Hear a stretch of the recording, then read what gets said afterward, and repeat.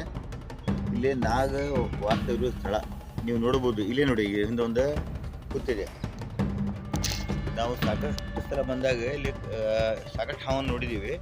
ಯಾಕಂದರೆ ನೀರಲ್ಲಿ ಹಾವು ಇರ್ತಾವೆ ಮತ್ತು ಕಾಲಕಾಲವು ಹಾವು ಇರ್ತಾವೆ. ಅಂದರೆ ಹಾವು ಯಾರಿಗೂ ಏನು ತೊಂದರೆ ಮಾಡೋದಿಲ್ಲ. ಯಾಕಂದರೆ ಅದನ್ನು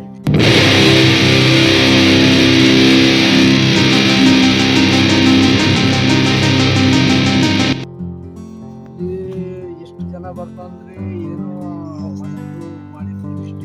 ಯಾರು ಮಾಡಿಲ್ಲ ಹಾವುಗಳು ಹಾವುಗಳು. ಹಗಲ ರಾತ್ರಿ ನಾವು ತಿರುಗಾಡ್ಬೋದು ಮಾಡ್ಬೋದು.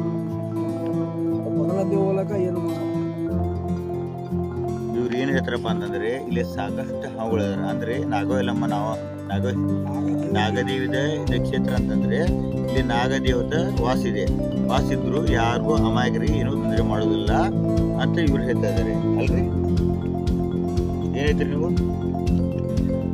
ಸರಿ ಇದೆಲ್ಲ ಅಂದರೆ ಸಾಕಷ್ಟು ಗುಡ್ಡು ಕಾಡು ಮತ್ತು ಕಲ್ಲಿನ ಸ್ಥಾನ ಇದ್ರೂ ಇಲ್ಲಿ ನೀರಿಂದ ಏನೂ ಬರಲ್ಲ. ಇಲ್ಲಿ ಏನೋ ಒಂದು ದೇವರ ಆಶೀರ್ವಾದ ಇದೆ, ನಾಗಲ್ಲ ಆಶೀರ್ವಾದ ಇದೆ.